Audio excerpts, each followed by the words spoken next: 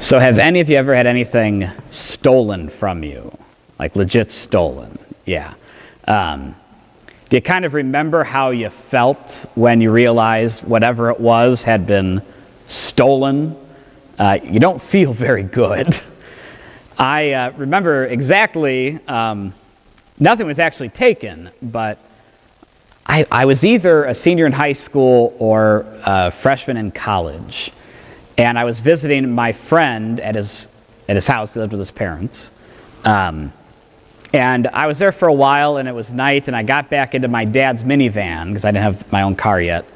And it was dark, and it was cold, I think. And I got in the car and drove away. And then it wasn't until I got to the stop sign at the end of the block that I realized the glove compartment was open. I was like, well, I don't remember opening the glove compartment. And then I'm at the stop sign, and I reach over to close it, and I realize there's papers all over the passenger seat and on the floor. I'm like, well, that's strange. And then I look behind me, and the whole car is a total mess, as if someone had rummaged through the car. And my heart just immediately began to flutter. And then I was like, what if someone's still in this car driving with me? And so I pulled over and got out and got my phone in my hand, and I'm like checking all under the seats and everything, and no one was there. But somebody had gotten into the car. I must have left it unlocked because no windows were broken, thank God. But they had rummaged through the whole car, and it was my dad's, and I didn't know if anything was missing. Luckily, he didn't have anything of value.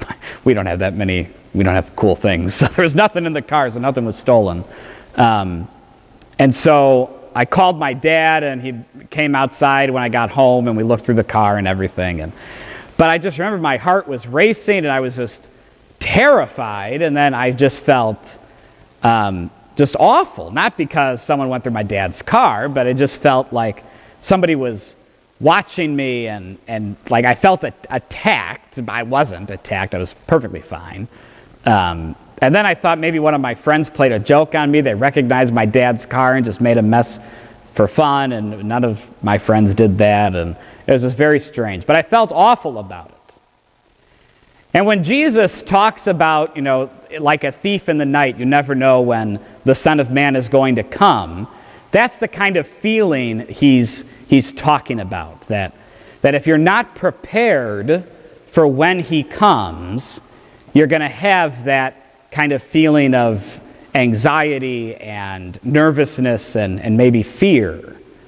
But Jesus doesn't want us to have those feelings. He wants us to be ready for him to come. And in the gospel, he talks about Noah and the flood.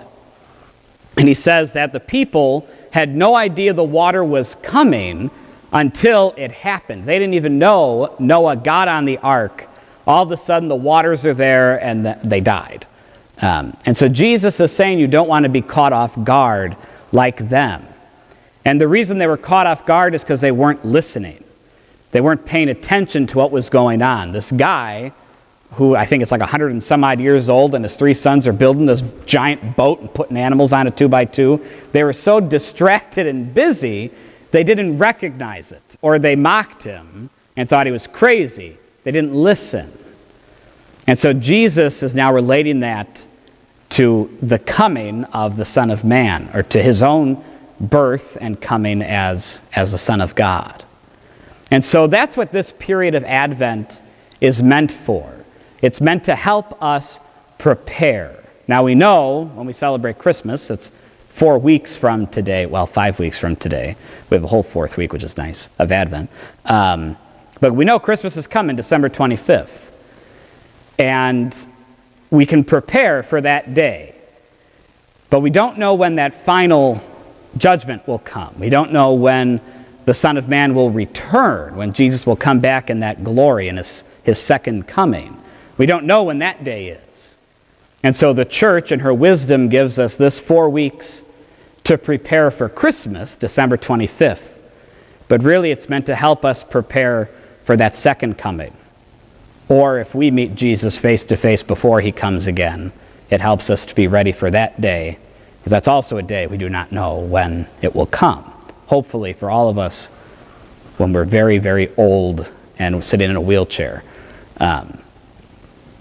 And so what are different ways that we can prepare for Christmas, for the second coming, if you will?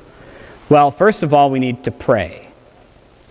And at Masses this morning to the whole congregation, I suggested they go get an Advent wreath for their homes and light it each night as a family and pray together as they light the wreath, either before you eat dinner together or whatever your evening activities may be as a family, whether you read or watch television or something. So that was my suggestion to all the families, and so that's my suggestion to you. If you want to do that with your parents, your families, go and do that. You can get the supplies at Target or a craft store. I bought that on Amazon. But just daily prayer is really important. Whether it's as a family, which I highly recommend, or your own personal prayer. Daily prayer, very important. As a little self-advertisement, if you follow the parish's Twitter page, Twitter account, we have daily Advent reflections that we'll be posting. So if you want some scripture to read every day, we're going to post like a verse of scripture each day in Advent. So there you go, something as where to start if you need somewhere to start. Another thing to do is to just be generous with yourselves. And we're going to talk about that with discipleship later tonight.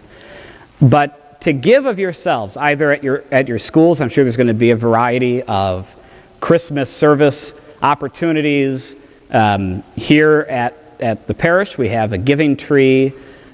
I'm sure there's going to be many opportunities for you to give of yourselves.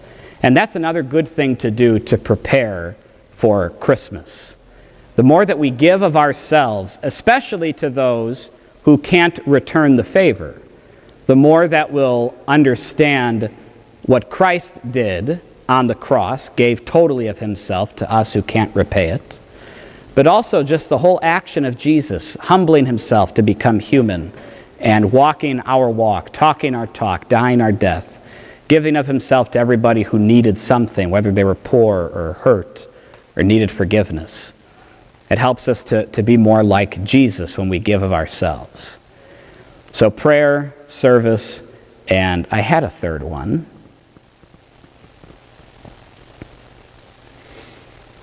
Can't remember it, so we're going to go with the two. Two things you can do to prepare for Christmas. And so that helps us to not be thrown off guard by the flood and to not be distracted by the many, many things that distract us every year during this time of year. And all of you have the added benefit of exams and tests, I'm sure, during this time of year to prepare for, while also shopping for your friends and your family and going to holiday parties and all these things. So as students, you have an added bonus of tests in the end of your semesters. So in the midst of all that busyness, to be able to focus on what's really important, to give of yourselves and to really prepare for Christmas in that great way, so that come that morning and that fateful day when Jesus comes again, we'll all be ready and waiting for him.